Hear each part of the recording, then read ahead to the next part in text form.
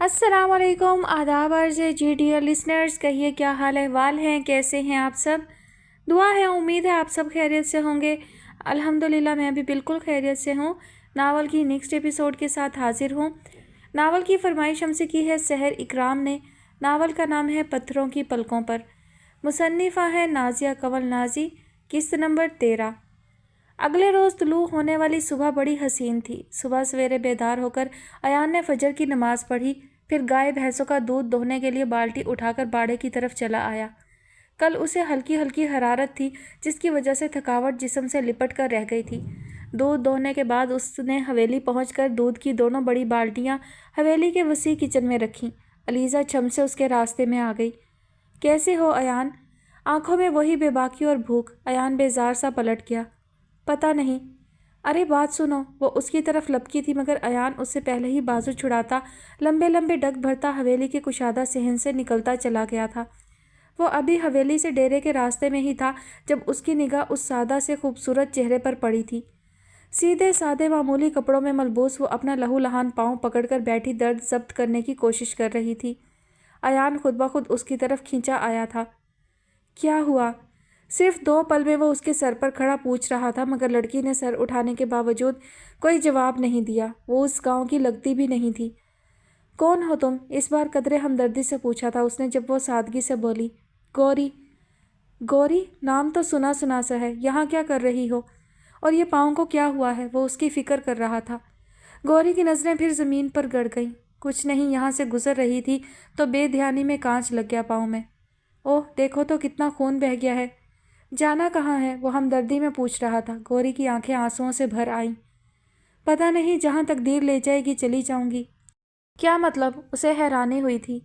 गौरी ने आंखें दुपट्टे के पल्लू से रगड़ ली। कोई मतलब नहीं, भरी दुनिया में बिल्कुल अकेली हूँ।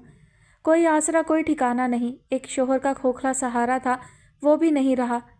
कहाँ से आई हो? शाहवाला से। ओह, तुम वही गौरी तो नहीं जिसने मेरे घर वालों को मुश्किल में डालकर फरार का रास्ता अपना लिया था? अचानक झमाका हुआ था उसके जहन में। गौरी ने उलझन भरी निगाह से उसे देखा। मैं समझी नहीं। ज़्यादा ड्रामा मत करो। वो तुम ही हो सकती हो जिसने मेरे भाई समान को बेवकूफ़ बनाकर पहले हमारे घर में पनाह ली, फिर अपने आदमियों से उसी पर गोलियां चलवाकर वहाँ से फरार हो गई। सिर्फ तुम्हारी वजह से कहाँ कहाँ ख्वार नहीं हुआ मैं। आज तक मेरे घर वालों का भी पता नहीं चल सका कि कहाँ है, किस हाल में है। अब फिर कोई नया ड्रामा करने निकल खड़ी हुई होगी। गौरी के मुतालिक अंजला की सारी बातें उसके जहन से निकल चुकी थीं। गौरी इस इल्ज़ाम पर तड़प कर रह गई। तुम समान के भाई अयान हो, जो उस वक्त जेल में था? जी हाँ, खासा चबाकर जवाब दिया था उसने। वो शर्मिंदा हो गई। मुझे माफ़ कर दो अयान, सोहने रब की कसम मैं वैसी नहीं हूँ जैसी आप समझ रहे हो। मैंने तो खुद बड़े दुख झेले हैं, बड़ी मुसीबतें बर्दाश्त की हैं। घर बार, खून के रिश्ते, अपने लोग, अपना गांव, सब खो दिया मैंने। क्या मेरे चेहरे को देखकर आपको लगता है कि मैं कोई वारदात करने वाली हूँ?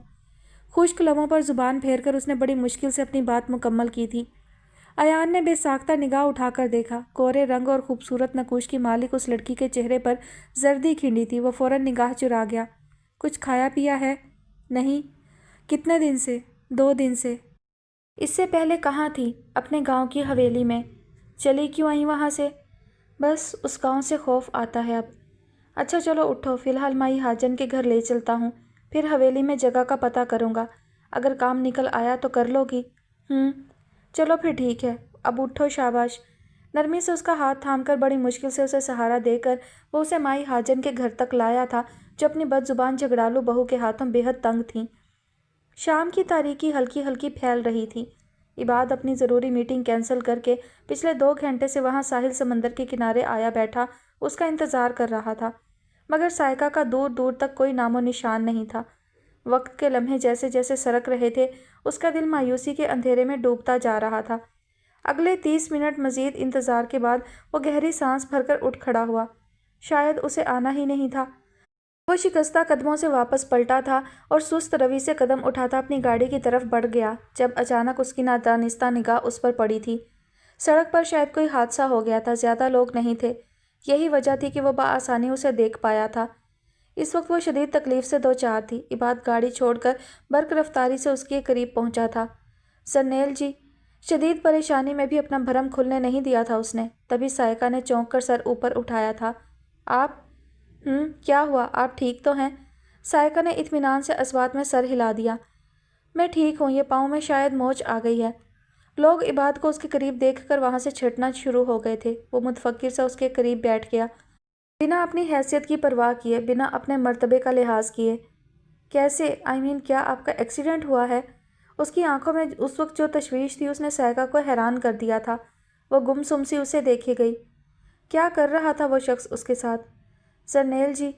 उसे गुमसुम पाकर इबाद ने फिर उसे पुकारा। जवाब में वो यूं चौंकी जैसे नींद से जागी हो। क्या हुआ है आपको? ये पाँव में मोच क्यों आई? यहाँ क्या कर रही थी आप? वो बेचैन हो रहा था।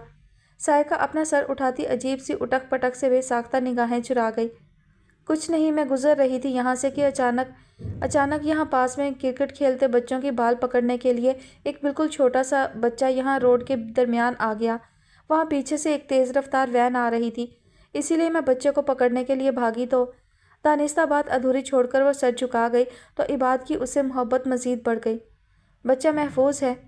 हाँ, उसका बड़ा भाई गोद में उठाकर ले गया उसे। आपको ज़्यादा चोट तो नहीं आई? नहीं, बस ये पाँव रिपट गया है ज़रा सा। वो दर्द ज़ब्त करने के मामले में बहादुर भी थी। इबाद गहरी सांस भरकर उठ खड़ा हुआ। चलिए बैंडेज करवा लीजिए। नहीं, आप जाइए, मैं बुलवा लेती हूँ किसी मुलाजिम को। प्लीज़ सरनेल जी, मुझ पर एतबार कीजिए। आपका घाव गहरा है, खून ज़्यादा बह गया तो मसला हो सकता है। मुलाजिम पता नहीं कब आए। इस वक्त प्लीज़ मुझे अपना मुलाजिम ही समझिए। उसके लहजे में इतनी आजिज़ी और इसरार था कि सायका बावजूद ख्वाहिश के उसकी ऑफ़र रद्द ना कर सकी। आइए, मैं ले चलता हूँ। उसे उठने की कोशिश करते देखकर इबाद ने अपना हाथ बढ़ाया, मगर उसने सहूलत से इनकार कर दिया। नहीं शुक्रिया, मैं चल सकती हूँ। अपनी हदूद क़यूद का एहसास उसे बहुत अच्छी तरह से था। इबाद बिना महसूस किए उसे उठते देखकर आगे बढ़ गया। खुशबू, कलियाँ, तारे, जुगनू, बारिश, मिट्टी, कच्चा आंगन, धानी, चूड़ी, मेहंदी, गजरे, आते जाते सारे मौसम, हंसते खेलते और मुस्काते। लेकिन सावन क्यों रोता है? पौ फटने में अभी कुछ वक्त था जब दूर मस्जिद के स्पीकर से बुलंद होती मौजन की जज्ब में डूबी हुई सहरंगेज सदा उसकी समाअतों से टकराई। गोरी की पलकों ने हल्की सी जुम्बिश की, मगर वह चाहने के बावजूद आंखें खोल ना सकी। उसका पूरा वजूद पसीने से तर था। कल जिस वक्त वो माई हाजन के घर लाई गई थी, उस वक्त माई हाजन घर पर ना थी और गोरी का पूरा वजूद सर्दी से कपकपा रहा था, मगर उसने अयान को नहीं बताया था। वो उसे माई हाजन की बहू के स्पुर्द करके उसका ख्याल रखने की ताकीद करता बाहर निकल गया था। गोरी को भूख लग रही थी, मगर उसे पता ही ना चला कि कब उसकी आंख लग गई। मुसलसल थकन ने उसे बेहाल कर छोड़ा था। मिट्टी में अटे पाँव भी अयान ने ही धुलाए थे। उसका जहन इस वक्त मुकम्मल तारीकी में डूबा हुआ था। पता नहीं वो ख्वाब था या कुछ और, मगर उसकी जान ज़रूर खौफ महसूस कर रही थी। वह देख रही थी कि उसके जिस्म से रूह का ताल्लुक़ ख़त्म हो गया था। बहुत से लोग उसके मुर्दा वजूद के गिर्द घेरा डाले बैठे थे और वह सबके दरमियान बेहिस्सो हरकत पड़ी थी, यूँ जैसे कि उसे अपनी अचानक मौत का यकीन ना आता हो। इर्द गिर्द खड़े कुछ लोगों के चेहरे शनासा थे, कुछ अजनबी, मगर उसे इस बात से कोई फ़र्क नहीं पड़ता था। सबसे बेनियाज उसने अपने हाथों को हरकत देने की कोशिश की थी, मगर यह कोशिश बेकार गई। बहुत ज़ोर के बावजूद वो हाथ की एक उंगली भी नहीं हिला सकी थी। फिर उसने अपने पाँव के अंगूठे को हरकत देनी चाहिए, मगर यहाँ भी नाकाम रही। लोग उसे रो रहे थे, मगर वो अजीब सा खौफ महसूस करते हुए उठने की कोशिश कर रही थी। अचानक पड़ी अफ्ताद को समझने की कोशिश कर रही थी। तभी उसका जनाजा उठा लिया गया। लोगों के कंधों पर सवार शहर खामोशियाँ की तरफ जाते हुए कितनी शिद्दत से चिल्लाकर अपने शनासा लोगों को रोकने की कोशिश की थी उसने, मगर वो तो जैसे बंद गई थी। एक एक सांस बंद गई थी उसकी। बेइख्तियार उसे खुद पर रोना आ गया। तो क्या वाकई वो मर गई थी? कब्रिस्तान पहुंचकर उसका जनाजा एक साइड पर रख दिया गया। वो जानती थी कि अभी थोड़ी देर बाद उसे हमेशा के लिए तारीक कब्र में उतार दिया जाएगा। वो मौका से फ़ायदा उठाकर भाग जाना चाहती थी, मगर फिर वही बेबसी। मन ही मन में वो रो रही थी, खुदा को पुकार रही थी, मगर शायद उसके पास रियायत की मोहलत ख़त्म हो चुकी थी। उसकी कब्र तैयार कर दी गई थी। जनाजे के साथ आए लोगों में उसके दूर परे के रिश्तेदार उसे चारपाई से उठाकर कब्र में मुंतकिल कर रहे थे, जो उसके कद से भी गहरी थी। अगले 5 मिनट में तंगो तारीख कब्र में वो ज़मीन पर चित लेटी थी, मगर अभी कब्र का मुंह खुला था, लिहाजा अंधेरा अपने असल रूप के साथ उस पर वाज़ेह नहीं हुआ था। वो दरख्तों पर चहकते हुए परिंदों का शोर सुन सकती थी। गोया दुनिया से रुखसती का ये आखिरी नज़ारा था। बहुत जल्द उसकी कब्र को पैक करना शुरू कर दिया गया था। वो मिट्टी के ढेर तले दब रही थी। देखते ही देखते उसे मिट्टी के ढेर का हिस्सा बना दिया गया था। कब्र के बंद होते ही जैसे उसकी हिस्सियात बेदार हो गई थी। आंखें खुल गई थी, मगर जिस्म की किसी अज़ू को हरकत देने में वो अब भी नाकाम थी। उसका दिल शिद्दत से चाह रहा था कि वो खड़ी होकर अपने ऊपर डाली गई मिट्टी के ढेर को दोनों हाथों से परे धकेल दे और वहाँ से निकल जाए, मगर अजब बेबसी सी बेबसी थी। उसे लग रहा था जैसे अभी चारों तरफ से मुख्तलिफ खतरनाक हशरातुल अर्ज़ निकलेंगे और उसके वजूद से चिमट कर उसे खाना शुरू कर देंगे, मगर ऐसा कुछ नहीं हुआ था। फ़िलहाल उसकी कब्र में पहले से मौजूद चूंटियों ने ही उसका इस्तकबाल किया था। वो डर से पीली पड़ रही थी। सीने पर अचानक कोई बहुत भारी बोझ लाद दिया गया था। उस वक्त उसे अपनी कोई नेकी याद ना आ रही थी, सिर्फ गुनाह थे, ढेरों गुनाह जो सामने आते जा रहे थे। काश उसे मौत सी जालिम हकीकत का इदराक चंद दिन पहले हो जाता तो वो फ़ौरन सारी दुनिया तज कर दिन रात अल्लाह के हजूर अपने लिए नेकियां जमा करने की कोशिश करती रहती। मगर गफलत ने उसे कहीं का नहीं छोड़ा था। अचानक उसे लगा जैसे उसकी कब्र बाएं दीवार की तरफ से फटी है और यहीं वो चीखी थी। भरपूर ज़ोरदार चीख के साथ उसकी आंख खुली थी। पूरा जिस्म यूं पसीने से तर था जैसे बारिश में नहाई हो। माई हाजन उसकी चारपाई के करीब बैठी तस्बीह कर रही थी। उसे खौफ से लंबे लंबे सांस लेते देखा तो फ़ौरन उठकर उसकी चारपाई पर आ बैठी। माँ सदके जाए, ख्वाब से डर गई हो? गौरी ने चौंक कर उसकी तरफ देखा था जैसे ज़िंदगी का यकीन पाना चाहती हो। अगले पल वो अस्बात में सर हिला रही थी। माई हाजन ने फ़ौरन आंखें बंद करके कुछ पढ़ना शुरू कर दिया। थोड़ी देर तक गौरी के हवास बहाल हुए तो उसने पूछा, आप कौन हैं? अपनी माँ ही समझ पुत्र, सारे गांव वाले माई हाजन कहते हैं, तुम जो चाहो कह सकती हो। कितना नूर था उस औरत के चेहरे पर, कितनी अजीब सी खुशबू उठ रही थी उनके वजूद से। वो गुमसुम सी उन्हें देखी गई। अम्मा, अम्मा कह लिया करूं? हाँ, क्यों नहीं। उनके लब मुस्कुरा रहे थे। गौरी ने फिर पलकें मूंद ली। उसका सर उस वक्त जैसे दर्द से फट रहा था। इबाद गाड़ी का लाक खोल रहा था, मगर वो अभी बमुश्किल 2 कदम ही उठा सकी थी। लाक खोलकर पलटते हुए उसने सायका पर निगाह डाली थी, जो शदीद तकलीफ बर्दाश्त करती निचला लब दांतों में दबाए बिना किसी सहारे के बहुत मुश्किल से कदम उठा रही थी। इबाद दोनों हाथ सीने पर बांधे गाड़ी से टेक लगाकर खड़ा हो गया। वो देख सकता था कि उसका टखना काफ़ी सूज चुका था, मगर इसके बावजूद उसे किसी नामहरम के आर्जी सहारे की ज़रूरत भी नहीं थी। इबाद के दिल में उसका मुकाम मज़ीद बढ़ रहा था। यकीनन ये चीज़ उसे अपनी सोसाइटी की लड़कियों में देखने को नहीं मिल सकती थी। तभी वो दिलचस्पी से उस खूबसूरत चेहरे पर तकलीफ़ के आसार देखता रहा और सायका आहिस्तगी से कदम उठाती बिलाखिर उस तक पहुँच गई। दमकती खूबसूरत पेशाने पर पसीने की कितनी ही बूंदें चमक रही थीं। ये गाड़ी किसकी है? करीब पहुंचकर आदत से मजबूर दुपट्टे से पसीना साफ करते हुए उसने हैरानी से पूछा था, जब वो घबरा गया। उसके जहन में ही नहीं था कि वो उससे क्या बनकर मिल रहा है। उसने तो यही सोचा था कि वो साहिल समंदर पर उससे मिलेगा और साहिल समंदर से ही पैदल रुखसत हो जाएगा। सायका को उसकी कन्वेंस का पता ही नहीं चलेगा। सायका बड़ी बारीक बीनी से गाड़ी का जायज़ा ले रही थी। इबाद को फिर झूठ का सहारा लेना पड़ा। वो दरअसल ये गाड़ी साहब की है जी। मैंने बताया था ना आपको कि मुझे जॉब मिल गई है, तो साहब ने अपनी गाड़ी देकर घर भेजा था किसी काम से। मैं इधर आ गया आपसे मिलने, पर वक्त बहुत अच्छा ख्याल आ गया था जहन में। सायका जांचती निगाहों से उसे देखती रही, बिलाखिर बोली थी, कितनी बुरी बात है, किसी के एतबार को तोड़ना नहीं चाहिए। आपके साहब को अगर आपकी इस हरकत का पता चल गया तो सोचिए कितना गुस्सा आएगा उन्हें, और हो सकता है वो आपको जॉब से भी फारिग कर दें। क्या ये अच्छी बात होगी? नहीं जी। फिर क्यों किया आपने ऐसा? पता नहीं, बस मैंने सोचा आप इतनी अमीर कबीर लड़की हैं तो मेरी भी ज़रा सी टोर शोर होनी चाहिए। पागल हो आप, और कुछ नहीं। सायका ने इस बार बेसाख्ता निगाहें चुराई थीं। अच्छा प्लीज़ बैठे ना, भी आपकी बैंडेज ज़रूरी है। अगले ही पल उसके लिए फ्रंट डोर खोलकर उसने ड्राइविंग सीट संभाल ली थी। वो चाहता तो उसे अपने फैमिली डॉक्टर के पास ले जा सकता था, मगर यह उसके भरम की भी मजबूरी थी कि उसे ना चाहते हुए भी सायका को एक मामूली से क्लिनिक पर लाना पड़ा था। वो गाड़ी से निकलने लगी तो तकलीफ़ की शिद्दत से तैवरा कर गिर पड़ी थी। इबाद बिजली किसी तेज़ी से लपक कर उस तक पहुंचा था। आप ठीक है ना? इबाद को उसके इनकार के बावजूद उसे सहारा देकर क्लिनिक के अंदर तक लाना पड़ा, जबकि चंद लम्हों की उस ज़रा सी कुर्बत ने जहां सायका के पसीने छुड़ा दिए, वहीं इबाद का दिल भी उसके पहलू में बहुत तेज़ी से धड़क रहा था। वो गहरी नींद सो रहा था जब मोबाइल की तेज़ बेल से उसकी आंख खुल गई। हेलो। स्क्रीन पर बरीरा का नाम जगमगाता देखकर उसे ना चाहते हुए भी वो कॉल रिसीव करनी पड़ी थी, जबकि दूसरी तरफ कोई हंस रहा था और हंसता ही जा रहा था। बरीरा। उसकी आंखें पूरी खुल गई थीं जब वो हंसी को ब्रेक करते हुए बोली, बहुत बहुत मुबारक हो शाह, बिलाखिर मोहब्बत खुद चलकर तुम्हारी दहलीज तक आ गई। बस सिर्फ यही पत्थर मारने के लिए फ़ोन किया है। وہ ٹینس تھا، بے حد ٹینس۔ بریرہ نے دوسری طرف گہری سانس بھری اور کہنے کے لیے رہا ہی کیا ہے شاہ، پچھلے کئی دنوں سے میں سوچ رہی ہوں یہ محبت ہمیشہ رانگ پرسن سے ہی کیوں ہوتی ہے؟ کیوں یہ احساس وہاں لے جا کر مارتا ہے انسان کو جہاں اسے پانی بھی نہ ملے؟ تمہاری طبیعت تو ٹھیک ہے؟ ہاں، بہت ٹھنڈی ہوا چل رہی ہے یہاں، اور تم تو جانتے ہو شب کے اندھیرے میں سرد ہوا کے جھونکے کیسے بے خود کرتے ہیں، ساری ساری رات جاگتے محبت کے متوالوں کو سونے ہی نہیں دیتے۔ پلیز شہروز، آج مجھ سے صرف انوشا کی باتیں کرو، اور ایک اچھی دوست سمجھ کر۔ اس کا لہجہ بہکا بہکا سا تھا۔ شہروز کے سر میں درد شروع ہو گیا۔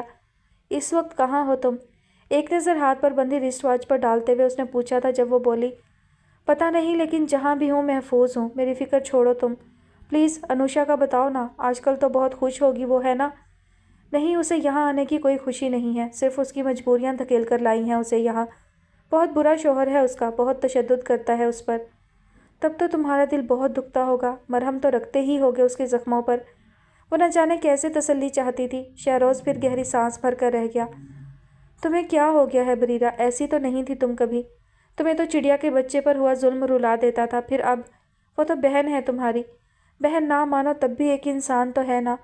اس کا کیا قصور ہے اگر میں اس کے لیے دل میں کوئی نرم گوشہ رکھتا ہوں؟ کیا زندگی کے کسی رنگ پر اس کا کوئی حق نہیں؟ اس کی آواز ہلکی سی نم ہوئی تھی۔ دوسری طرف بریرہ پھر ہنس پڑی، ٹوٹے کانچ جیسی ہنسی۔ سفر آسان لگتا تھا دلے برباد، تجھ کو یہ سفر آسان لگتا تھا۔ ادھر تو سوچتا تھا اور ادھر آنکھوں سے کوئی خواب چہرہ آن لگتا تھا، مگر خوابوں میں رہنا، خواب جیسی بے حقیقت خوشبو صحرا میں رہنا ہے، کناروں سے جو ہو محروم اس دریا میں رہنا ہے۔ دلے برباد، ہم نے تو کہا تھا بظاہر یہ سفر آسان لگتا ہے، مگر آنکھیں بدن سے چھین لیتا ہے۔ ہنستے ہنستے بہت دلنشیں لہجے میں وہ نظم سنا رہی تھی۔ جواب میں شہروز تکیے کے سہارے اٹھ کر بیٹھ گیا۔ میں تمہیں بہت مس کر رہا ہوں بریرہ۔ اچھا؟ آواز میں حیرت جھلکاتے ہوئے اس نے صاف شہروز کا مذاق اڑایا تھا۔ تبھی شہروز کے کمرے کا دروازہ کھلا تھا۔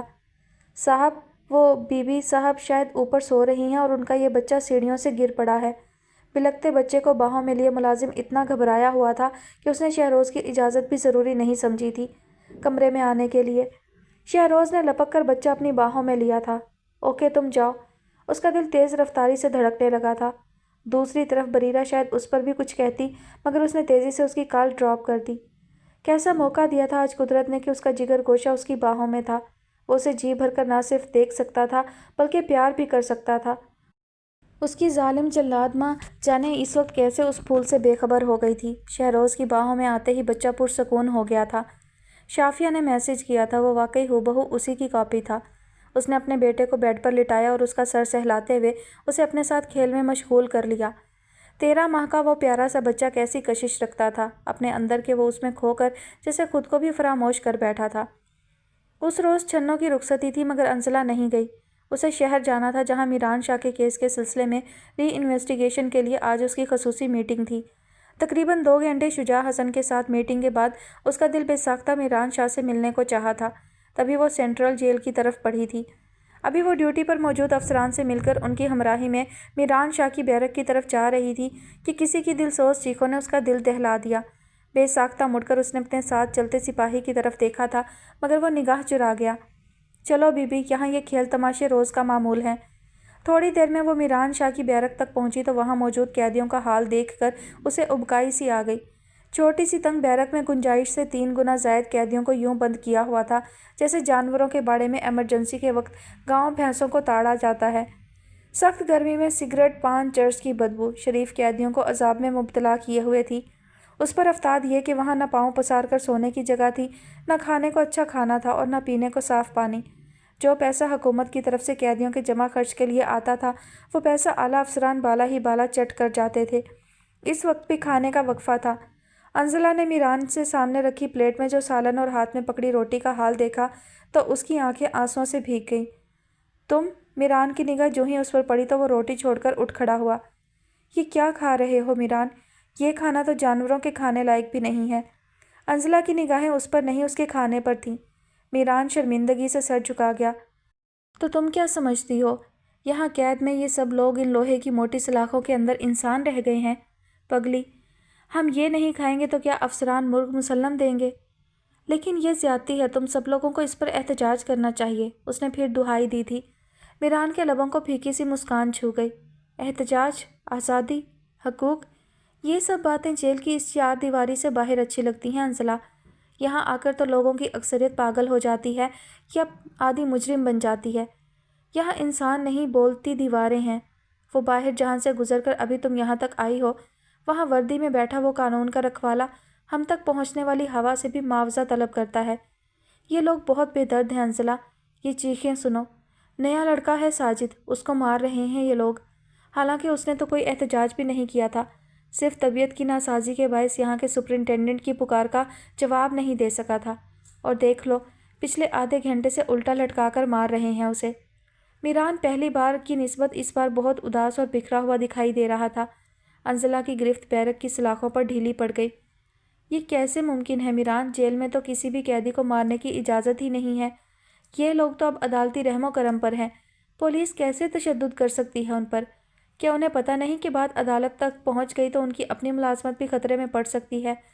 کچھ خطرے میں نہیں پڑتا انزلہ، یہاں خطرے میں پڑتی ہے تو صرف قیدیوں کی جان یا خواتین قیدیوں کی عزت۔ ان افسران کے لیے تو یہ عمارت تفریح گاہ ہے، دکھ کا مقام ہے میران، بےحد دکھ کا مقام ہے۔ ہمیں کشمیر اور یورپ میں غیر مسلموں کے ہاتھوں پہنچنے والی اذیتوں کا ملال ہے، مگر یہاں جن کا مذہب ایک، زبان ایک، عقیدہ ایک، ملک ایک، کتاب ایک، اللہ اور اس کا رسول ایک، یہ لوگ تو ظلم و بربریت میں ان سے بھی بڑھ گئے ہیں۔ یہ تو ان سے بھی بازی لے گئے، اب کہاں جائیں، کس سے فریاد کریں؟ رب کی ذات کے سوا کوئی دیکھنے، سننے اور درد محسوس کرنے والا ہی نہیں رہا۔ وہ رو پڑی تھی۔ میران شاہ نے بے بسی سے رخ پھیر لیا۔ اب جاؤ انزلہ، مجھے اچھا نہیں لگ رہا تمہارا سب کے سامنے کھڑا ہونا۔ اوکے، میں چلتی ہوں، تمہیں صرف یہ بتانے کے لیے آئی تھی کہ تمہارے کیس کی فائل دوبارہ کھل گئی ہے۔ انشاءاللہ بہت جلد تم ان سلاخوں سے باہر ہوگے۔ باقی اماں جی کی طبیعت کچھ ٹھیک نہیں ہے، میں انہیں ابھی تک نہیں بتا سکی کہ تم زندہ ہو۔ اور ہاں، یہ میں کچھ چیزیں لائی تھی تمہارے لیے، رکھ لو۔ اچانک اسے ہاتھ میں پکڑے شاپروں کا خیال آیا تو اس نے پلٹ کر سپاہی کو دیکھا اور پھر لاک کھلوا لیا۔ ایس پی شجاع حسن کے ساتھ اچھا تعلق ہے میرا، انہی کی وجہ سے یہ لوگ اتنا تعاون کر رہے ہیں، وگرنہ یہ سب چیزیں بھی ہتھیا لیتے اور تم تک آنے بھی نہ دیتے۔ اپنا خیال رکھنا میران، اب کی آئی تو ماں جی کو ساتھ لاؤں گی۔ وہ نڈر اور بے باک تھی۔ میران نے کھانے کے شاپر اپنے دوستوں کو پکڑا کر پھر سے توجہ اس کی طرف مرکوز کر دی۔ نہیں انجو پلیز، ایسا مت کرنا، میں برداشت نہیں کروں گا۔ اوکے، لیکن اگر انہوں نے ضد کی تو میں لے آؤں گی۔ اب چلتی ہوں، خدا حافظ۔ محبت پاش نگاہوں سے اسے دیکھتی وہ پلٹی تھی اور پھر 2-3 بار چلتے چلتے پلٹ کر اسے دیکھتی وہاں سے نکل آئی۔ ایک دم سے اسے یوں لگا جیسے تھکن اس کی رگ رگ میں سوار ہو۔ ادھر گھر میں دادی اماں نے سانول کے بھائی اور بھابھی کو رشتے کے لیے صاف جواب دے کر گویا اپنے لیے خود مصیبت مول لے لی تھی۔ سائقہ کی ٹانگ کا زخم عباد کی سوچ سے زیادہ گہرا تھا۔ اس کی نہ صرف پوری ٹانگ چھل گئی تھی بلکہ ٹخنے کی ہڈی بھی اپنی جگہ سے سرک گئی تھی۔ ڈاکٹر نے اسے ہاسپٹل میں ایڈمٹ کروانے کا کہہ دیا تھا، مگر سائقہ اس کے لیے کسی طور تیار نہیں تھی۔ ایک تو اس کے پاس اتنے پیسے نہیں تھے، دوسرا اسے اپنا پول کھلنے کا بھی خدشہ تھا۔ تبھی عباد کو تقریباً ڈانٹتے ہوئے بولی، بس ٹھیک ہے نا، مجھے کوئی تکلیف نہیں ہو رہی، آپ جائیں اب۔ پہلے ہی میری وجہ سے بہت ٹائم ہو گیا، میں نہیں چاہتی کہ میری وجہ سے آپ اپنی ملازمت سے ہاتھ دھو بیٹھیں۔ مجھے ملازمت آپ سے زیادہ عزیز نہیں ہے، سمجھی آپ؟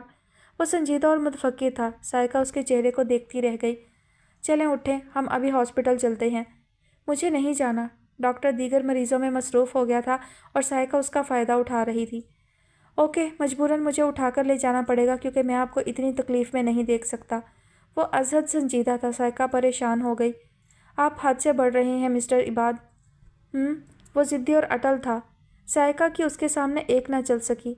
اسے سب سے زیادہ فکر ہاسپٹل کے اخراجات کی تھی۔ گھر کی جو صورتحال تھی اس میں 1 روپیہ بھی اضافی خرچ کرنے کی گنجائش نہیں تھی، اور یہ بات فی الحال وہ اسے بتا بھی نہیں سکتی تھی۔ عجیب بے بسی تھی۔ جس وقت عباد نے فل سپیڈ سے گاڑی شہر کے مہنگے ترین ہاسپٹل کے قریب روکی، سائقہ کی پریشانی مزید بڑھ گئی۔ وہ اسے روکنا چاہتی تھی مگر عباد نے اس کی ایک نہ سنی اور اسپیشل وارڈ میں مہنگا ترین روم لے لیا۔ اس وقت وہ کوئی معمولی عام عاشق نہیں بلکہ عباد انڈسٹری کا مالک تھا۔ سائقہ کو سہارا دے کر گاڑی سے نکالتے ہوئے وہ کمرے میں لے آیا تھا اور اگلے ہی کچھ لمحوں میں نرسیں اس کے پاس تھیں، جبکہ وہ خود جانے کہاں چلا گیا تھا۔ سائقہ بے ہوش ہونے سے پہلے اپنے گھر والوں کو اطلاع کرنا چاہتی تھی مگر اس کا موبائل عباد کے پاس تھا، اس کا پرس اس کی گاڑی میں ہی رہ گیا تھا۔ थोड़ी देर बाद वो डॉक्टर के हमरा उसके पास आया तो सायका ने उससे अपना मोबाइल मांग लिया जो अच्छी कंपनी का था। फिर चेकअप के बाद डॉक्टर कमरे से बाहर गया तो उसने इबाद के सामने आमना को कॉल कर दी। हेलो आमना। यार मेरी मॉम को बता देना कि मैं इस वक्त एक दोस्त के साथ हॉस्पिटल में हूँ, कुछ इमरजेंसी है, शायद कुछ घंटे लगें, वो परेशान ना हो। पर मुश्किल अपना भरम रखने में वो कामयाब हो गई थी। आमना इससे पहले कि कोई सवाल करती उसने फ़ौरन कॉल काट दी। बस हो गई तसल्ली, चलें अब थोड़ी देर में डॉक्टर साहब आ रहे हैं। हो सकता है तकलीफ़ ज़्यादा हो, इसलिए टांग को सुन किया जाएगा। परेशान नहीं होना प्लीज़। वो कितना केयरिंग था, सायका उसे देख कर रह गई। कितनी फ़िक्र है आपको मेरी, कि अपने सभी रिश्तों के लिए इतने ही हसास हैं आप। बहुत अच्छी बात है, मर्दों को जो चीज़ मोस्ट फेवरेट बनाती है वो यही एहसास है। अच्छा, बहुत बहुत शुक्रिया कि आपने बता दिया। वो मुस्कुरा रहा था। सायका रुख फेर गई। सरनैल जी, अगर मैं आपसे कोई ख्वाहिश करूं तो नाराज़ तो नहीं होंगी? बेड पर उससे कदरे फासले पर बैठते हुए उसने कहा था जब उसने रुख उसकी तरफ फेरा था। ख्वाहिश? कैसी ख्वाहिश? दरवाज़ा एक ज़ोरदार ठोकर से खुला था और दादी अम्मा दहल कर रह गई थी। या अल्लाह खैर। अंजला को अभी शहर से घर वापस लौटे थोड़ी ही देर गुजरी थी, लिहाजा उसने भी चौंक कर सर उठाया था। दरवाजे की चौखट थामे सांवल खड़ा किसी कहर से कम नहीं लग रहा था। अंजला जो हैंड पंप के करीब खड़ी मुंह धो रही थी, चेहरा दुपट्टे से साफ करती हुई उसकी तरफ बढ़ आई। किसी के घर में दाखिल होने का यह कौन सा महज़िब तरीका है सांवल शाह? मेरे लिए गांव के किसी भी घर में दाखिल होने का यही तरीका है। मगर कान खोल कर सुन लो अंजला शाह, तुम्हारे हाथों पर अगर किसी और के नाम की मेहंदी लगी तो मैं भूल जाऊंगा कि मेरा तुमसे क्या वास्ता है। सुना तुमने? उसके लहजे की गुर्राहट थी। अंजला ने खासी नागवारी से उसे देखा। भूल जाओ, मुझे तुम्हारे किसी वास्ते से कोई फ़र्क नहीं पड़ता, ना मैं डरती हूँ तुमसे। सुना तुमने? जो दिल चाहता है कर लो। मैं अपनी ज़िंदगी के किसी फ़ैसले के लिए तुम्हारी खुशी नाखुशी की पाबंद नहीं हूँ। ये मेरी ज़िंदगी है और इसका फ़ैसला मैं अपनी पसंद से करूँगी, तुम्हारी मर्ज़ी से नहीं। अंजला भूल गई थी कि वो उस वक्त किस मूड में था। ज़ोरदार थप्पड़ उसके चेहरे पर पड़ा। दादी अम्मा इस बर्बरियत पर सीना पीटती फ़ौरन अंजला की तरफ लपकी थी। इस वहशी के मुंह मत लगो अंजू, ये इंसान नहीं है, जानवर है, जानवर। हाँ, नहीं हूँ मैं इंसान, मगर तुम्हारे साथ अभी तक इंसान बनकर ही मिला हूँ बुढ़िया। याद रखना, मेरे रिश्ते को ठोकर मारकर अच्छा नहीं किया तुमने।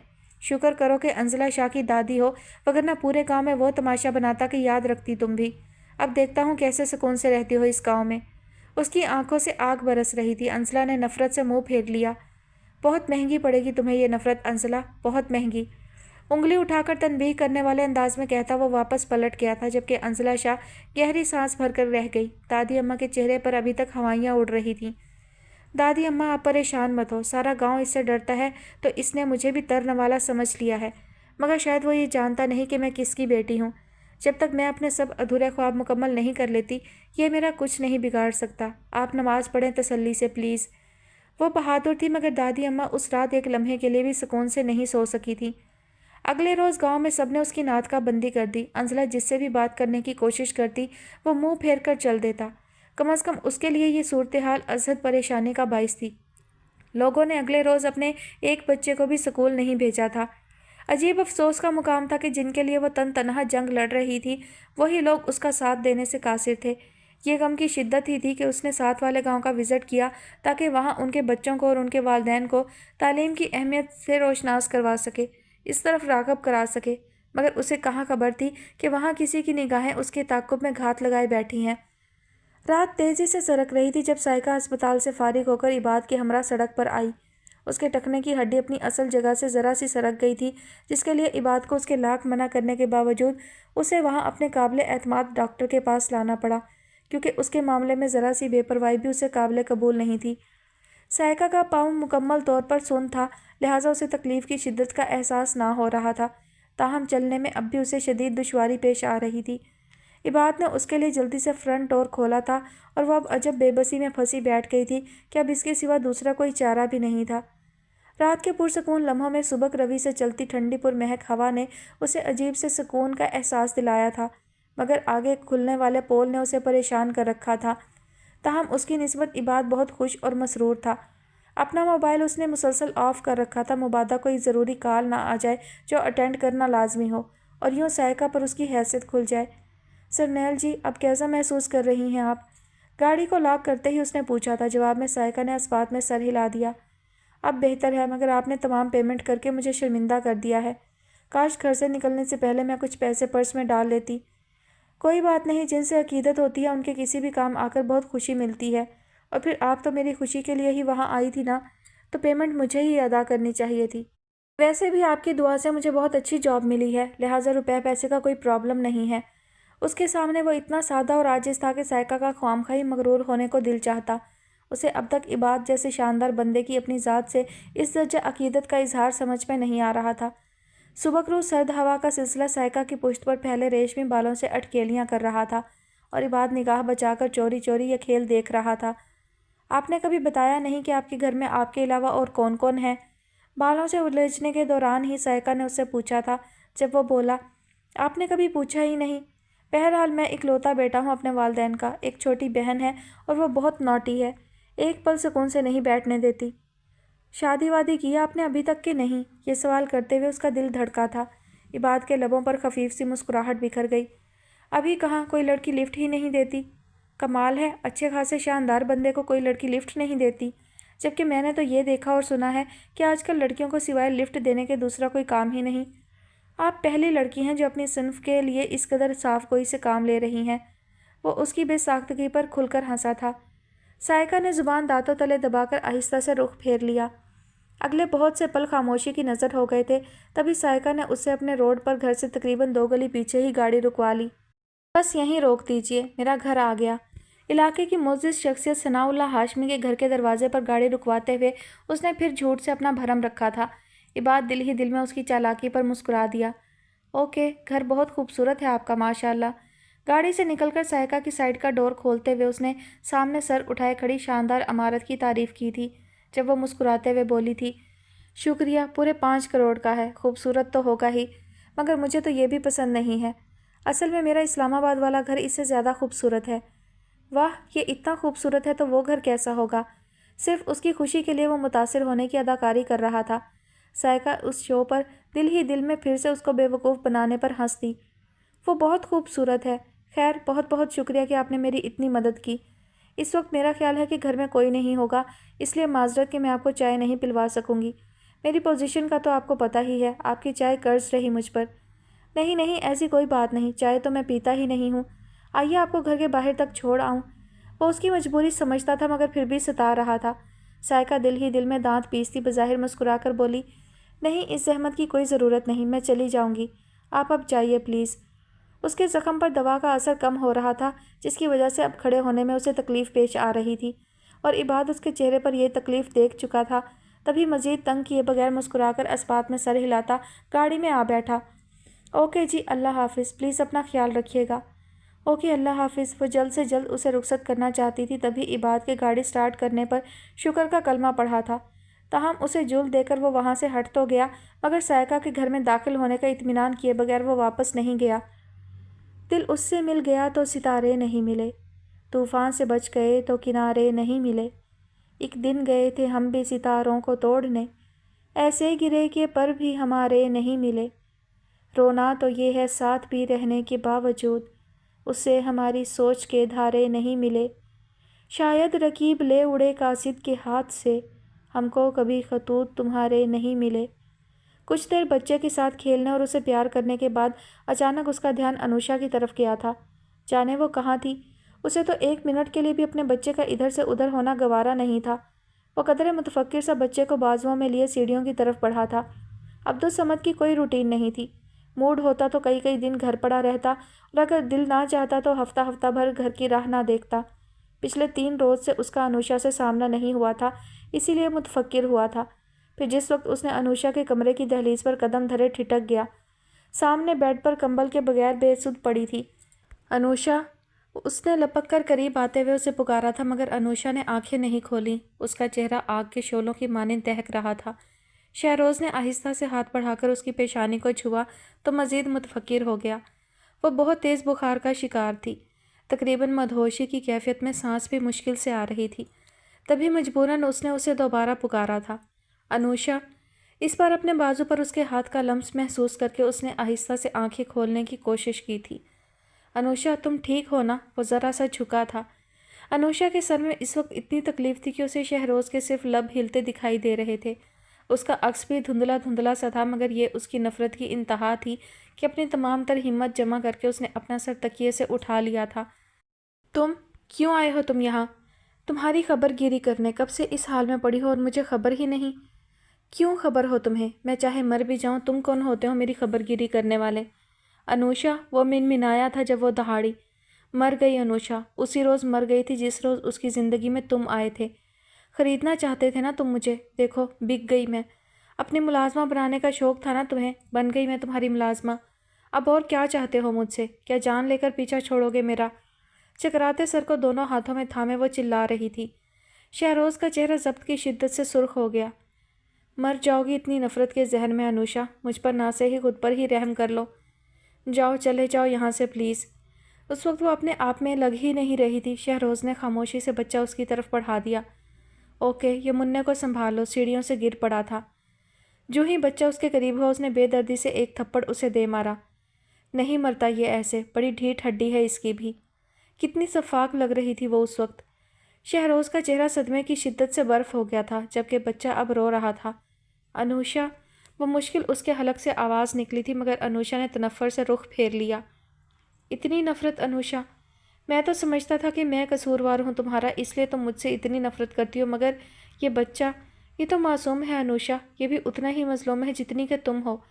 پھر یہ تمہاری نفرت اور عتاب کا شکار کیوں؟ اب کہ اس نے دہائی دی تھی مگر انوشا پر اثر نہیں ہوا۔ تمہارا خون ہے یہ، تمہارا عکس ہے اس میں، اور مجھے ہر اس چیز سے نفرت ہے جو کسی بھی طور سے تم سے جڑی ہو۔ اوکے، بہت تڑپ کر دیکھ لیا میں نے اور بہت جتا لی تم نے نفرت۔ اب میرے بھی صبر کا پیمانہ لبریز ہو گیا ہے انوشا رحمان۔ آج سے میں بھول رہا ہوں کہ تم کون ہو اور میرا کیا واسطہ ہے تم سے۔ بس اتنا یاد رکھنا، اس بچے کو اگر تمہاری طرف سے معمولی سی بھی تکلیف پہنچی تو میں برداشت نہیں کروں گا، سمجھی تم؟ شٹ اپ، وہ اپنے حواس میں تھی ہی نہیں۔ شہروز نے وہیں کھڑے کھڑے عبدالصمد کا نمبر پریس کر ڈالا۔ بچہ اب بھی اس کی طرف بڑھنے کے لیے ہاتھ بڑھاتا رو رہا تھا۔ اگلے کچھ ہی منٹوں میں عبدالصمد گھر پر تھا، جبکہ شہروز لاؤنج میں اس کا انتظار کر رہا تھا۔ جی سر، آپ نے یاد کیا، خیریت؟ اب تک کہاں تھے تم؟ اس کا مزاج برہم تھا۔ عبدالصمد گھبرا گیا۔ ایک دوست کی طرف تھا، سب ٹھیک تو ہے نا؟ کچھ ٹھیک نہیں ہے یہاں۔ وہاں اوپر وہ لڑکی جسے تم اپنی بیوی بنا کر بیاہ کر لائے ہو شدید بخار میں بے سود پڑی پھنک رہی ہے، اور ادھر یہ معصوم بچہ جو تمہاری ذمہ داری ہے بھوک اور تکلیف سے بلک رہا ہے۔ کیا سمجھتے ہو تم انہیں یہاں لا کر ساری ذمہ داریاں پوری ہو گئیں تمہاری؟ میں نے چھت دی ہے تمہیں، تمہاری ذمہ داریوں کو اپنے سر نہیں لیا۔ براہ کرم انہیں یہاں سے لے جاؤ۔ میں اپنے گھر میں مفت کی پریشانی برداشت نہیں کر سکتا۔ اس کا لہجہ تلخی سے پر تھا۔ عبدالصمد کی جان پر بن آئی۔ سوری سر، اگر ایسا ہے تو میں اصل میں ایک دوست کے ساتھ نیا بزنس سٹارٹ کرنے کی پلاننگ کر رہا تھا، اسی لیے گھر چکر نہیں لگا سکا۔ پھر وہ انوشا، آپ کہہ رہے تھے آپ کی عزیزہ ہے تو میں اس لیے بھی تھوڑا بے فکر ہو جاتا ہوں، آئندہ ایسا نہیں ہوگا۔ شہروز نے اس بار لب بھینچ لیے تھے، اس کا سر درد سے پھٹ رہا تھا۔ عبدالصمد اس کی خاموشی سے اپنی مرضی کا مطلب نکالتا اس سے ایکسکیوز کر کے اٹھا اور بنا بچے کی طرف کوئی دھیان دیے اوپر سیڑھیوں کی طرف بڑھ گیا۔ جو گر اس کے علم میں تھے شہروز ان سے بے خبر تھا۔ شاید یہی وجہ تھی کہ وہ اب تک انوشا کے معاملے میں بے بس رہا تھا۔ اسے اندازہ ہی نہیں تھا کہ آگے آنے والے دن اسے کیا دکھانے والے ہیں۔ شام ڈھل رہی تھی۔ ایان ڈھور ڈنگروں کے لیے چارہ کاٹ کر باڑے میں ٹھکانے لگانے کے بعد پسینے میں شرابور باڑے کی صفائی کر رہا تھا جب علیزہ خوب بنی ٹھنی موقع تاک کر وہاں چلی آئی۔ ہر وقت کام، ہر وقت کام، کبھی ادھر بھی توجہ کر لیا کرو۔ وہ ہوش ربا حسن کی مالک تھی، مگر ایان کا اپنے نفس پر کنٹرول مضبوط تھا۔ تبھی نگاہ پھیر کر اس کی طرف دھیان دیے بغیر وہ بددستور اپنے کام میں جتا رہا۔ ایان صاحب، میں آپ سے مخاطب ہوں۔ اس کی بے نیازی پر اس نے پاؤں پٹکے تھے، مگر ایان نے اثر نہیں لیا۔ تم سمجھتے کیا ہو اپنے آپ کو؟ اگلے ہی پل تپ کر وہ اس کے سامنے آ کھڑی ہوئی تھی۔ اس پورے گاؤں میں آج تک کسی نے مجھے نظر انداز کرنے کی ہمت نہیں کی۔ تم سمجھتے ہو تم کوئی آسمان سے اترے ہو؟ ایک میری نگاہ میں جچ گئے ہو تو مزاج ہی نہیں ملتے نواب کے۔ چھوٹی سی ناک کی پھننگ پھلائے وہ اب غصے کا اظہار کر رہی تھی۔ ایان نے پھاوڑا روک دیا۔ آپ جو بھی ہیں، جیسی بھی ہیں، مجھے اس سے کوئی دلچسپی نہیں۔ خدا کا واسطہ ہے آپ کو اپنے نفس کے گھوڑے پر قابو پانا سیکھیے، کیونکہ شاید آپ کے علم میں نہیں ہے نفس کی غلام عورتوں کا انجام مرنے کے بعد کتنا عبرتناک ہے۔ اور پھر میں یہاں کام کے پیسے لیتا ہوں، اپنے مالکوں کی عزت کی چادر میں چھید کرنے کے نہیں، سمجھیں آپ؟ اب اس سے پہلے کہ میں آپ کے باپ بھائیوں سے آپ کی شکایت کروں یا یہ کام چھوڑ کر چلا جاؤں، خدا کا واسطہ ہے آپ کو سدھر جائیں، نہیں تو مجھے مجبوراً وہ کرنا پڑے گا جو میں کرنا نہیں چاہتا۔ اس کے چہرے پر خفگی اور لہجے میں مضبوطی تھی۔ علیزہ کچھ دیر اسے خاموشی سے دیکھتی رہی، پھر دھیرے سے ہنس پڑی۔ گڈ، ویری گڈ، اور تھینکس مسٹر ایان کہ آپ آج کل کے عام نفس کے غلام مردوں جیسے نہیں ہیں۔ میں اصل میں آپ کو آزما رہی تھی، اور سچ کہتی ہوں اگر آپ اس آزمائش میں فیل ہو جاتے تو فوراً یہاں سے نکال دیے جاتے، کیونکہ میں اپنے بابا کی بہت لاڈلی ہوں اور میری ذرا سی شکایت کسی بھی ملازم کو کہیں سے کہیں پہنچا دیتی ہے۔ اب کے چونکنے کی باری ایان کی تھی، وہ اسے مشکوک نگاہوں سے دیکھ رہا تھا۔ بہرحال مجھے خوشی ہوئی کہ آپ اچھے لڑکے ہیں۔ میں بھی ایسی ویسی لڑکی نہیں ہوں، 12 جماعتیں پڑھی ہیں، حویلی کا نظام و انتظام بھی میرے ہی ہاتھوں میں ہے۔ صرف آپ کی اچھائی اور کردار کی مضبوطی نے مجھے متاثر کیا ہے۔ کیا آپ میرے صرف اچھے دوست بن سکتے ہیں؟ اب کے تقاضا مختلف تھا۔ ایان الجھ کر رہ گیا۔ سوری، میں اسے پسند نہیں کرتا۔ کوئی بات نہیں، بس کبھی کبھی میں اپنا کوئی دکھ آپ سے شیئر کر سکتی ہوں کہ نہیں؟ اب کہ اس کی پلکیں بھیگی تھیں۔ ایان اسے دیکھتا رہ گیا۔ اوکے، کچھ دیر سوچنے کے بعد اس نے فیصلہ کیا تھا۔ علیزہ کے چہرے پر رنگ سے بکھر گئے۔ Thank you very much. وہ خوش ہوئی تھی۔ ایان پھر سے کام میں جت گیا۔ اگلے 2-3 روز وہ اسے نظر نہیں آئی تھی، تاہم چوتھے روز عام سے حلیے میں اداس سی وہ اسے باڑے میں ہی نظر آ گئی۔ السلام علیکم، وہ دودھ دوہ رہا تھا جب وہ پاس آ کھڑی ہوئی۔ وعلیکم السلام، ایان نے اس بار فوری جواب دیا تھا۔ کیسے ہو؟ آپ کو کیسا نظر آ رہا ہوں؟ بہت اچھے، وہ مسکرائی تھی۔ ایان بالٹی اٹھا کر کھڑا ہوا۔ ایان، جی، ایک مدد مانگوں تو کرو گے؟ کیسی مدد؟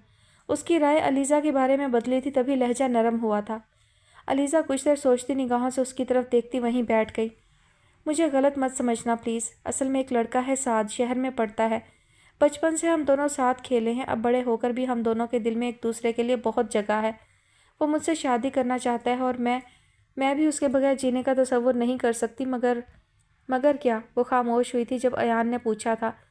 مگر میرے بھائی ایسا نہیں چاہتے۔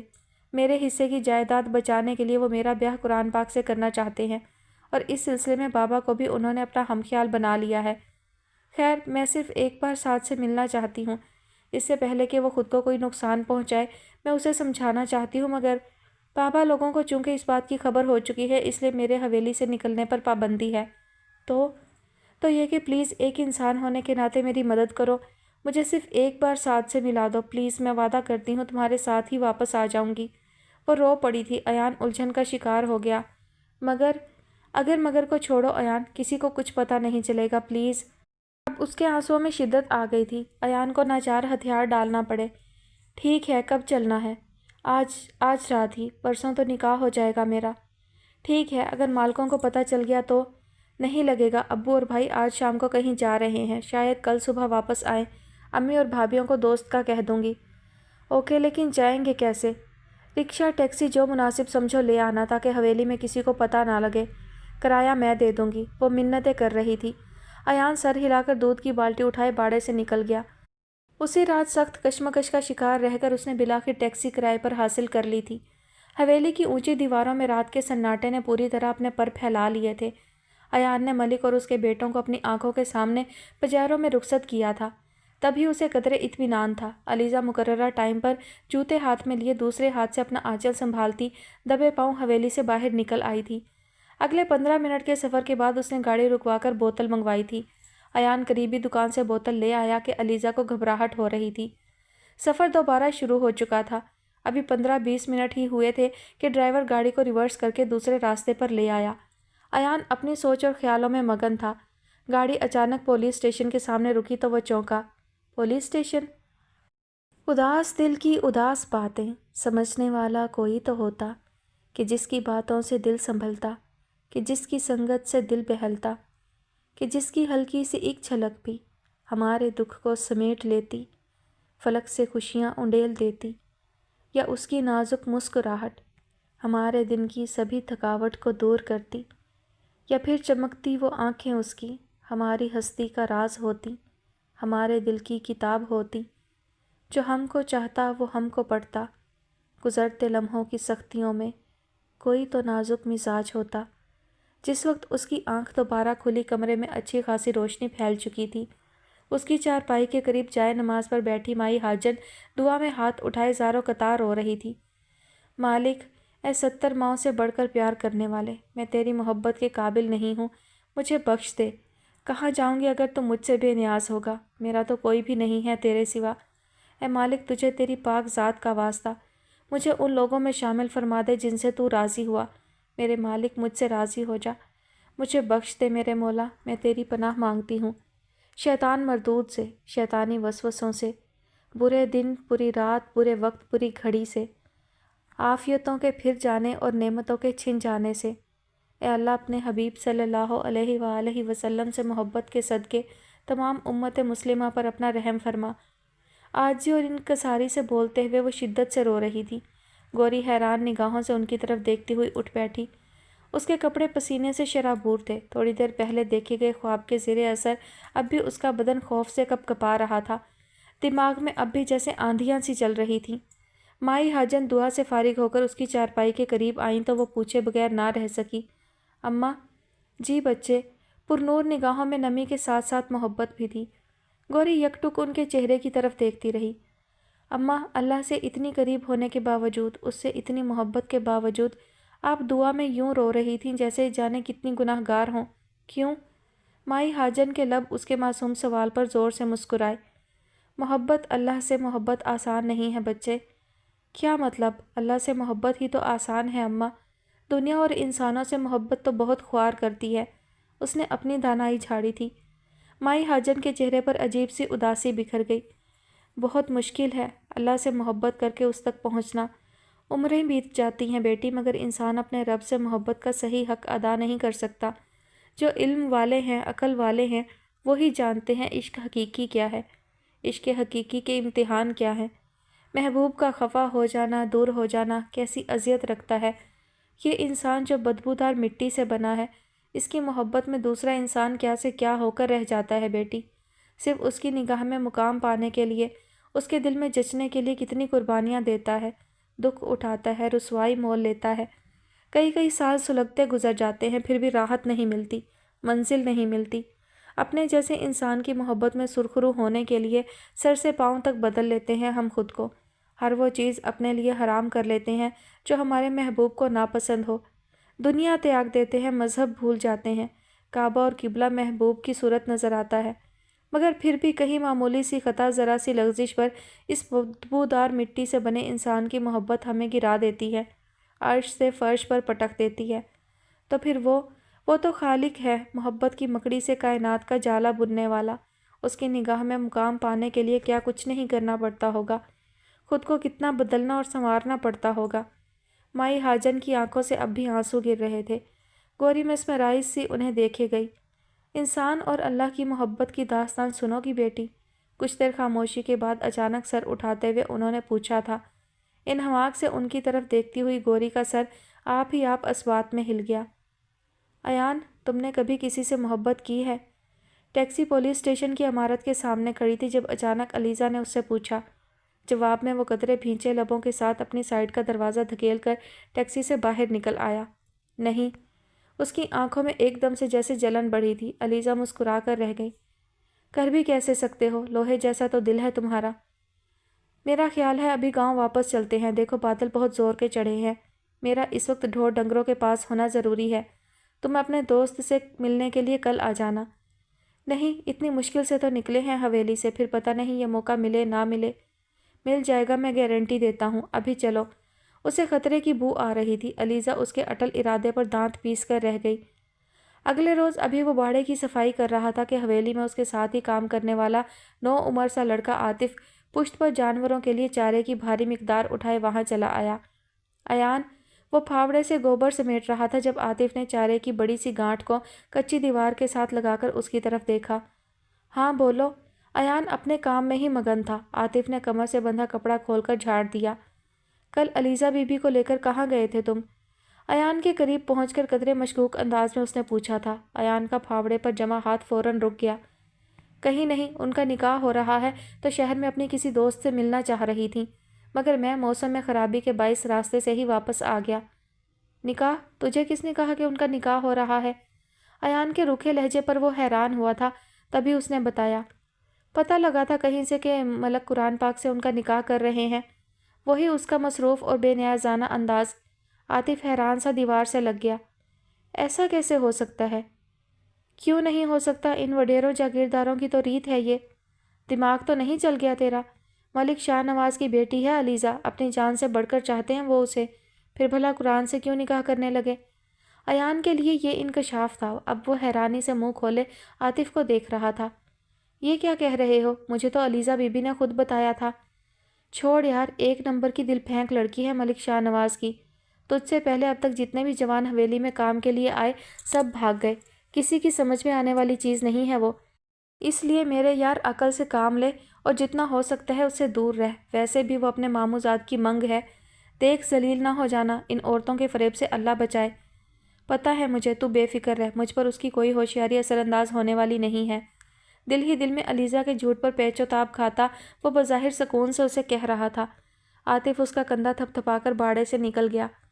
اس رات اسے فصلوں کو پانی دینا تھا، لہٰذا وہ ڈیرے پر ہی رکا رہا۔ رات تقریباً 2:30 بجے کے قریب اس کی آنکھ کھلی تو وہ ضرورت کا دیگر سامان اٹھا کر کھیتوں کی طرف چل پڑا۔ سرد ٹھنڈی رات کے اس پہر آسمان سے جیسے سکون کے خزانے اترے تھے۔ زمین پر دور کہیں اجنبی راہ گیر پر بھونکتے کتوں کی آواز اور قریبی فصلوں میں پھدکتے مینڈکوں کی ٹر ٹر نے چاندنی رات کے فضو میں جیسے خلل سا ڈال رکھا تھا۔ وہ ذہن میں مختلف سوچوں سے لڑتا ابھی اپنے کھیتوں کے قریب پہنچنے ہی والا تھا کہ اچانک اس کے قدم رک گئے۔ بہت قریب سے ابھرتی نسوانی آواز کے ہلکے سے کہکہے نے اسے آگے بڑھنے ہی نہیں دیا۔ اب جاؤں، تمہارا دل تو کبھی نہیں بھرے گا۔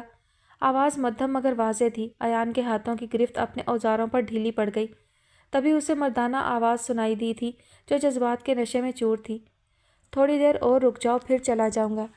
نہیں بس اب چلو۔ فصلوں میں سرسراہٹ بڑھی تھی اور اسی کے ساتھ ایان کی آنکھیں جیسے حیرانی سے پھٹ پڑیں۔ اس کے سامنے اس وقت علیزہ اور عاطف کھڑے تھے، عجیب شرمناک حال میں۔ جھٹکا دونوں طرف برابر کا تھا، مگر ایان کو لگا جیسے اس کے ارد گرد کی ساری زمین گول گول چکر میں گھوم رہی ہے۔ اس وقت بڑی مشکل سے 2 قدم آگے بڑھانے کے لیے خود کو تیار کر سکا تھا۔ عبدالصمد اچھی طرح انوشا رحمان کی درگت بنانے کے بعد سرخ چہرہ لیے کمرے سے نکل چکا تھا، جبکہ وہ پیشانی پر لگے خون سے بے نیاز بیڈ کی پٹی سے ٹیک لگائے بچوں کی طرح بلک بلک کر رو رہی تھی۔ اس سے کچھ فاصلے پر بیڈ پر پڑا اس کا سیل بج رہا تھا اور اسکرین پر زوار بھیا کا نام بار بار چمک رہا تھا، مگر اس نے سر اٹھا کر نہیں دیکھا۔ دیکھ بھی لیتی تب بھی وہ شاید کال پک نہ کرتی کہ اس حال میں سمندر پار بیٹھے اپنوں کو دکھ دینے کا وہ سوچ بھی نہیں سکتی تھی۔ شہروز گھر پر نہیں تھا اور اپنے بیٹے کو ساتھ لے کر سیر و تفریح کی غرض سے نکل گیا تھا اور عبدالصمد نے اسی کا فائدہ اٹھایا تھا۔ رات جس وقت وہ گھر واپس لوٹا تاریکی اچھی خاصی پھیل گئی تھی۔ بچہ کھیلتے کھیلتے اس کے بازوؤں میں سو چکا تھا۔ وہ اسے انوشا کے سپرد کرنے اوپر آیا تھا، مگر سامنے کے منظر نے اسے وہیں دہلیز پر ٹھٹک جانے پر مجبور کر دیا تھا۔ رات اس کی آنکھ سائقہ کے بارے میں سوچتے ہوئے خاصی دیر سے لگی تھی۔ یہی وجہ تھی کہ اگلے روز وہ کافی لیٹ بیدار ہوا تھا۔ شاور لے کر ہلکی پھلکی تیاری کے بعد جس وقت وہ اپنے کمرے سے نکل کر نیچے ہال میں آیا، مما پاپا کو اپنا منتظر پایا۔ آؤ برخوردار، آپ کا انتظار ہی ہو رہا تھا۔ حسن صاحب کی نگاہ جیسے ہی اس پر پڑی انہوں نے ہاتھ میں پکڑا اخبار لپیٹ کر سائیڈ پر رکھ دیا۔ کیا مصروفیات ہیں آج کل، آفس میں ٹکتے ہی نہیں ہو؟ وہ صوفے پر ان کے پہلو میں بیٹھا تھا جب وہ اپنا بازو محبت سے اس کے دونوں کندھوں کے گرد پھیلاتے ہوئے بولے۔ البتہ آسیہ بیگم محبت پاش نگاہوں سے اپنے لاڈلے بیٹے کو دیکھ رہی تھی۔ کچھ نہیں پاپا، آفس میں نہ رہ کر بھی جان بزنس میں ہی اٹکی رہتی ہے۔ آپ تو جانتے ہی ہیں، کم از کم کام کے معاملے میں میں قطعی بے پرواہی نہیں کرتا۔ ویری گڈ، اسی لیے فخر کرتا ہوں میں اپنے بیٹے پر۔ بہرحال ہانیہ کی شادی پر تمہارے چچا کی فیملی پاکستان آ رہی ہے۔ موصوف بتا رہے تھے کہ ہادیہ نے اپنا MBA مکمل کر لیا ہے اور اب وہ یہاں کچھ عرصہ تمہارے ساتھ رہ کر اپنا بزنس ہوم ورک مکمل کرے گی، پھر اس کے بعد تمہاری اس سے شادی کا سوچتے ہیں۔ مگر پاپا، وہ بے چین ہوا تھا تبھی حسن صاحب مسکرا دیے۔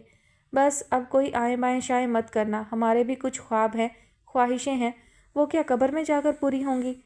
پاپا پلیز، ایسی بات نہیں ہے، اصل میں ابھی زندگی کو انجوائے کرنا چاہتا ہوں، ذمہ داریوں میں نہیں پڑنا چاہتا۔ تمہاری عمر میں میری بھی یہی سوچ ہوتی تھی، مگر تمہاری مما کے زندگی میں آنے کے بعد پتہ چلا کہ زندگی حقیقت میں کتنی خوبصورت ہے۔ اس کے دبے دبے احتجاج پر وہ مسکرائے تھے۔ عباد ان کی شوخی پر خود بھی مسکرا اٹھا، جبکہ آسیہ بیگم جھینپ کر حسن صاحب کو گھورنے لگیں۔ اوکے پاپا، مجھے ابھی تھوڑی دیر میں سڈنی کے لیے فلائی کرنا ہے، میں تیاری کر لوں۔ انہیں آپس میں مگن دیکھ کر اس نے فوراً فرار چاہا تھا جب وہ بولے، ہاں ہاں کیوں نہیں، مگر اس بار اپنے چچا سے ملنا مت بھولنا، پچھلی بار بھی تمہارے چپ چاپ آنے پر شکایت کر رہے تھے۔ اوکے پاپا۔ الجھے الجھے سے دل و دماغ کے ساتھ وہ فوراً وہاں سے اٹھ گیا تھا۔ سڈنی روانگی سے قبل اس نے بار بار سائقہ کے سیل پر رابطہ کرنے کی کوشش کی، مگر اس کا سیل مسلسل آف جا رہا تھا، جس پر شدید پریشانی کی کیفیت میں مجبوراً اسے اس سے بات کیے بنا پاکستان سے روانہ ہونا پڑا۔ سڈنی میں کاروباری امور سے فارغ ہو کر عرصہ دراز کے بعد جس وقت وہ اپنے چچا کے گھر آیا، وہاں اس کا استقبال خاصی گرم جوشی کے ساتھ ہوا تھا۔ چچا اور چچی تو اسے دیکھتے ہی نہال ہو گئے تھے۔ راحت کھانے کے بعد وہ ہادیہ کے کمرے میں آیا تھا اور وہ بھی اس کے زبردستی کھینچ لانے پر۔ تم بہت سٹوپڈ ہوئی بات سچی، ہلکا سا دھکا دے کر اسے اپنے بیڈ پر گراتے ہوئے وہ بولی تھی جب وہ ہنس دیا۔ کیوں، اب کیا کر دیا میں نے؟ کیا کر دیا؟ پورے 1 سال بعد ادھر کا چکر لگایا ہے تم نے، اور وہ بھی انکل سے شکایت کرنے پر۔ تمہیں تو شاید یاد بھی نہیں رہا کہ ہم کتنے اچھے دوست ہیں۔ وہ صحیح گلہ کر رہی تھی، عباد سنبھل کر بیٹھ گیا۔ یاد ہے مجھے، تم جیسی چڑیل کو بھلا بھول سکتا ہوں میں؟ وہ شرارت سے مسکرایا تھا۔ ہادیہ اس پر چڑھ دوڑی۔ کیا میں چڑیل ہوں؟ اور تم خود کیا ہو؟ بھوت۔ ہلکے غصے میں وہ اس کے مضبوط شانے پر مکے برسا رہی تھی جب اس کی چچی وہاں آ گئیں۔ یہ لو گرم گرم کافی۔ Thanks aunty. ہادیہ سے جان چھڑا کر اس نے فوراً کافی کا کپ تھام لیا تھا۔ آسٹریلیا میں مزید کتنے دن قیام ہے تمہارا؟ قریبی صوفے پر ٹکتے ہوئے انہوں نے عباد سے پوچھا تھا جب وہ بولا، بس آج کی رات ہے، کل صبح کی فلائٹ سے پاکستان روانگی ہے۔ اتنی جلدی؟ کچھ دن ٹھہر جاؤ نا، پہلے تو 1 ماہ رک جاتے تھے، ہادیہ بولی تھی۔ وہ دامن بچا گیا۔ پہلے کی بات اور تھی مائی ڈیئر، اب آفس کی تمام ذمہ داری میرے کندھوں پر ہے۔ خیر تم کب آ رہی ہو پاکستان؟ Next week. کیوں؟ ذرا ہیلپ ہو جائے گی، پاپا بتا رہے تھے کہ تم آفس جوائن کرنا چاہتی ہو۔ ہاں سوچا تو یہی ہے۔ چلو پھر میں ویٹ کروں گا، مسکرا کر کہتے ہوئے وہ فوراً ہی تھکن کا بہانہ بنا کر آرام کی غرض سے اپنے کمرے میں چلا آیا تھا، مگر در حقیقت اس کا دل سائقہ سے بات کرنے کو مچل رہا تھا جو پچھلے 2 روز سے جانے کہاں تھی۔ سائقہ کا سیل مسلسل بج رہا تھا، مگر وہ چاہتے ہوئے بھی عباد کی کال ریسیو کرنے کی پوزیشن میں نہیں تھی، کیونکہ اس کی ماں اس وقت ہسپتال میں تھی اور ڈاکٹرز کے مطابق ان کے کچھ ٹیسٹ ضروری تھے۔ پچھلے 2 ماہ سے انہیں کھانسی کے ساتھ خون آ رہا تھا، مگر غربت کے پیش نظر انہوں نے گھر میں کسی کو نہیں بتایا تھا۔ تاہم اب بات ان کی برداشت سے باہر ہو چکی تھی۔ سارا دن مشین پر بنا آرام کیے لگاتار کپڑے سی کر سائمہ کی کمر میں بھی مسلسل درد رہنے لگا تھا، جبکہ دواؤں کا سلسلہ رک جانے پر سامان کی ٹانگ کا زخم بھی دوبارہ بگڑنا شروع ہو چکا تھا۔ پریشانی ہی پریشانی تھی۔ سائقہ جس کے دل نے ابھی نیا کسی کی محبت کے احساس میں دھڑکنا سیکھا تھا، حالات کی اس ستم ظریفی پر بوکھلا کر رہ گئی۔ کچھ سمجھ میں نہیں آ رہا تھا کہ کس سے مدد مانگے۔ پہلے ایان سے بچھڑ جانے کا غم اور پریشانی کیا کم تھی کہ اب حالات اسے مزید توڑنے پر تل گئے تھے۔ گھر کے حالات اور معذوری نے سامان کو بھی چڑچڑا بنا دیا تھا۔ وہ بھی سارا دن بستر پر پڑا چھوٹے دونوں بھائیوں کو ڈانٹتا رہتا تھا۔ سائقہ کے وہم و گمان میں بھی نہیں تھا کہ وہ حالات کی چکی میں پسنے جا رہی ہے۔